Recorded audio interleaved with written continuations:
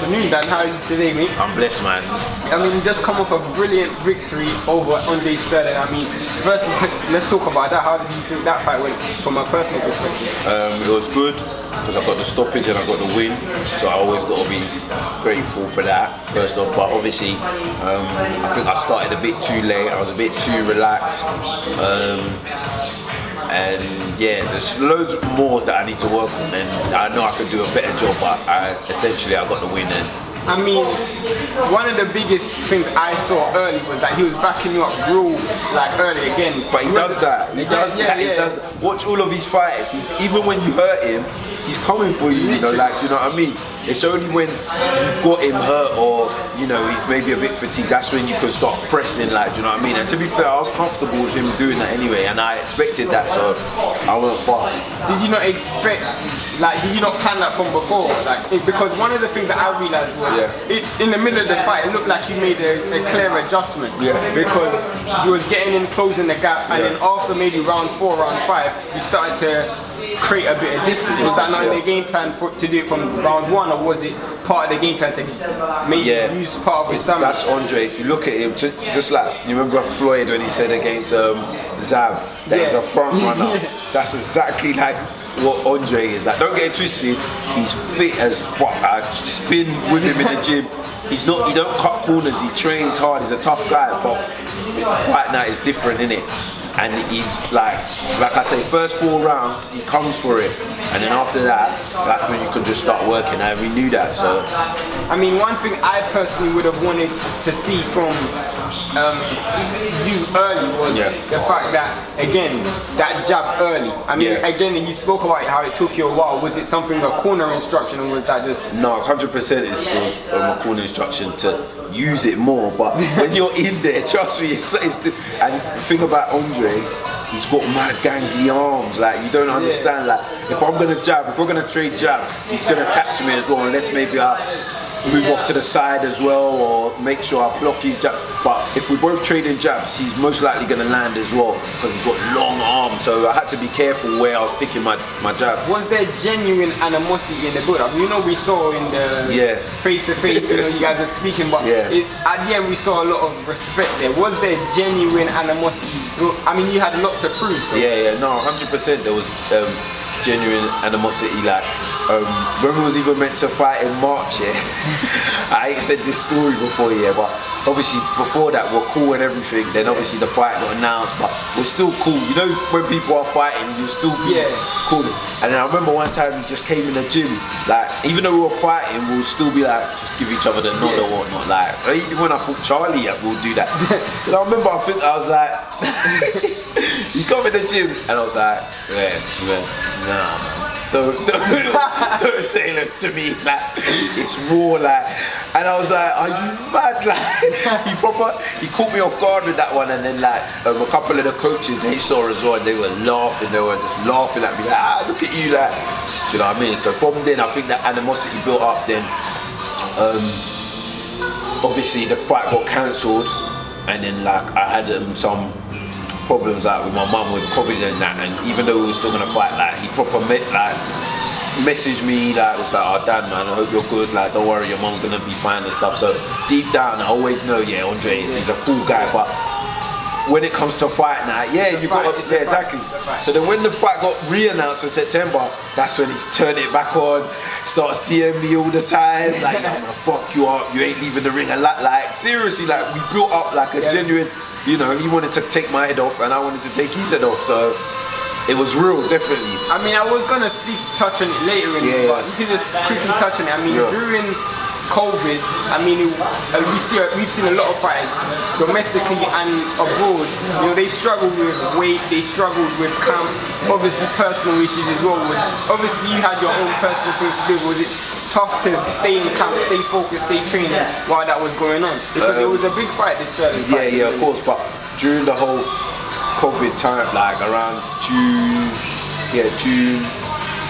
May, June, the fight hadn't been rescheduled for September anyway, so I wasn't really in camp, so didn't know if the fight was going to happen, because obviously the whole pandemic was just a madness, innit? And then so during that time I was always just doing a bit of conditioning and ticking over with my strength and conditioner, so I was able to still like stay in some sort of shape.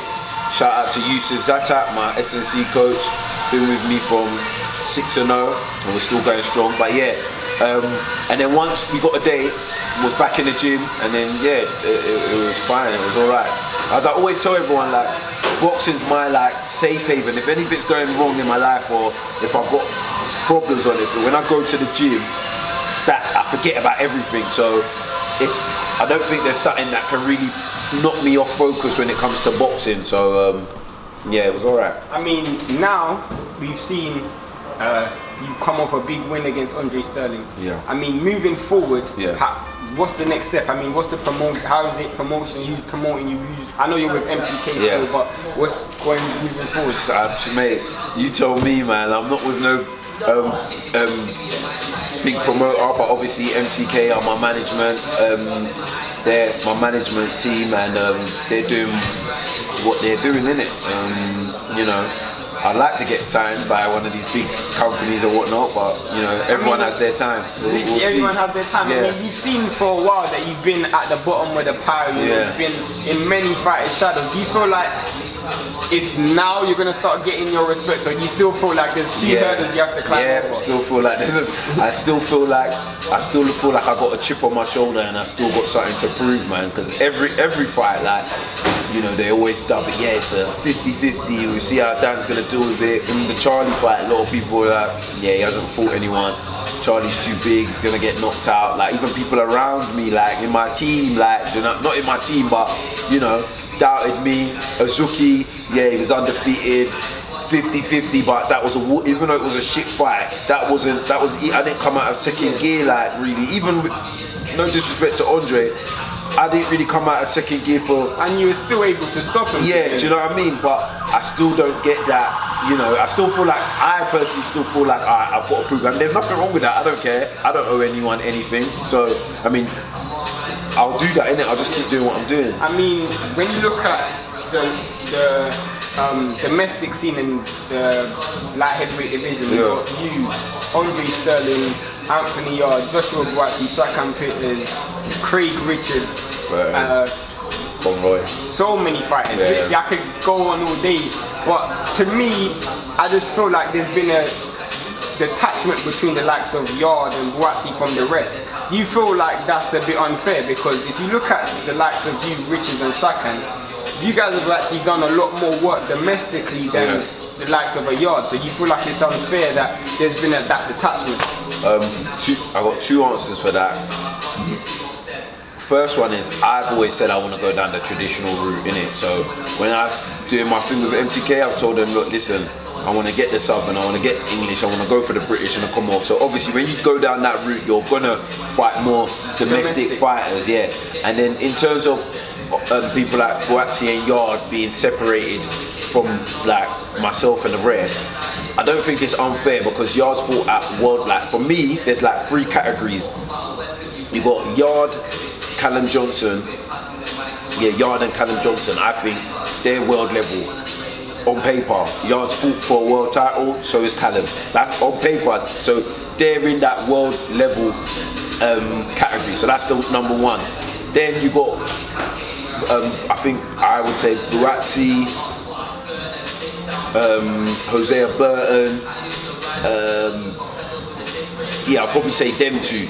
And I personally think Buatsi's world level, but on paper, do you know what I mean? He's maybe fringe, but he's like fringe going into world level. Then after, you got the third tier, where I personally think you got the likes of myself, Craig Richards, Lyndon Arthur, Liam Conroy, Shakan Peters.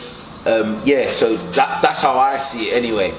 I mean, to be fair, it's rare that you ever hear a fighter put themselves on a 2 levels below. Bro, I have to prove myself, right? It's not about me saying that what I know I can do or what I think I potentially can do. Let's see like what you got to look at the paper. What have people done? Do you know what I mean? So like even Hosea, I put Hosea at like the third, but really I think he probably should be in the first one, maybe going like world or going fringe into what, but he hasn't had the fights. Okay, so that's why I put him into the. Do you know what I mean? He hasn't fought at. Does he fought at European level really? Or well, he has.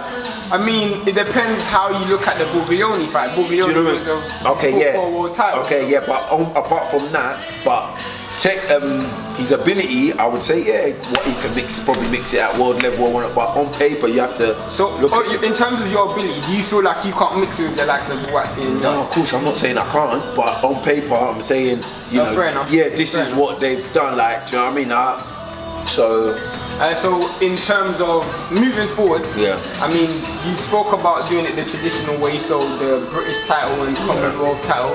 One of the guys who is always being compared with you is Shakan Peters. I mean, he's been on a Warren show. You've seen him fight yourself ringside, so I'm pretty sure he's been on your radar as well.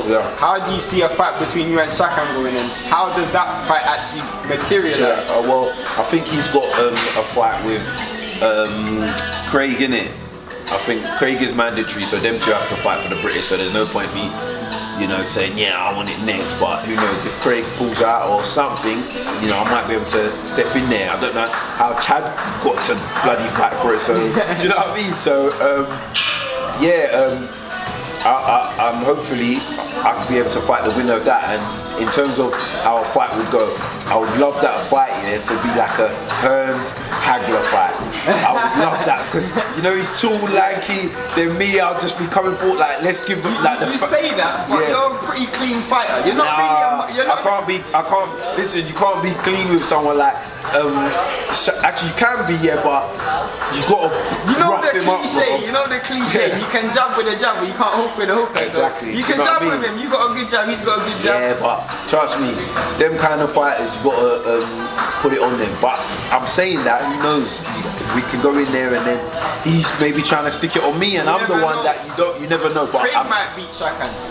You never know exactly. So you can't count your chickens, you get me, before your eggs hatch and stuff. So we'll see, man. It's exciting times, man. I'd love for all of us to be able to mix it up and have a good little rivalry and dust up, man. I mean, one thing in a way is conflicting, but I kind of understand it, is the fact that you've got your eyes set on the domestic scene. You don't really look too far ahead of yourself. So you are getting the learning fights. You are going through the motions, but at the same time, I feel like you could be doing yourself a disservice at the same time. Do you not feel that? It's not even that. It's just like you said. I'm just focused on what's ahead. I can't be talking about European and world. I've still got. Look what I've got in front, like ahead of me. Do you know what I mean? So and at the end of the day, it's all steps, man. Me and my coach. That's what we said from the start. It's steps, step by step, and opportunities will present itself, and you just keep doing what you're doing, and it's only so long before you get to where you want to get to. I mean, touching on, obviously you got Anthony Yarde fighting this week against Dec Spelman. How do you see that fight going? Because as we have a history when it comes to you don't know about boxing. This guy don't know about boxing, and listen, that fight, Yarde versus Dec Spelman, Yarde's gonna knock him out. You think he's gonna knock him out? Bro, I don't listen. No disrespect to Dec, he's a cool guy. I was meant to fight him for the English, we had words and whatnot because I think he had an injury or whatnot, but I personally can't see him going 10 rounds with me. I can't see him going 10 rounds with Yarde. It's as simple as that. For someone who, but he's very, very durable. As you said before. That's all good, man. So it doesn't matter, bro. There's only so much punishment you can take, and so all that durable nonsense, seriously, I would love to fight Dec Spelman because I think it'll be a good fight. He'll come for it again, but I couldn't see him going 10 with me. I'm being serious. Not getting licked as easy and constantly by me, no. And I'm very sure Yarde's got the same thought process, thinking, nah, you can't be taking licks that easy and that often and go a full distance with me. So So that fight, and then it's been a lot of radio silence between radio silence from Buatsi and Buatsi's team. The only person who's really been interested in fighting right now has been Yarde. So how do you see a fight between Yarde and Buatsi going? Oh mate, that'll be a wicked fight, man. Very good fight. But I sit on the fence. because again, you don't know. They're both very good operators. I sparred loads of rounds with Grazzi. You know, very good boxer. I've learned a lot from him as Why well. have you never sparred with Yarde? We just haven't. We just haven't. You're part of the same gym as well, both Yeah, are people. but most of the time, when he's starting training, I'm finishing and whatnot. So, like me and the Martin Bowers lot, we train at the same time. Them lot used to come at a later time, so we never ever spar. But we did spar when we was amateurs once, and that was a good spar. Like I remember, we was just literally going round after round after round. But that was bloody years ago, man. But yeah, Josh is someone I spar all the time. Always helps me out. Always, you know, anything I need, he's there. It'll be a very good fight, and I'd love to watch it. And if they do fight, I'd love it to be for a world title, and I'd love it to be for shitloads of money. So, you know, you never know. You might be there. You might be able to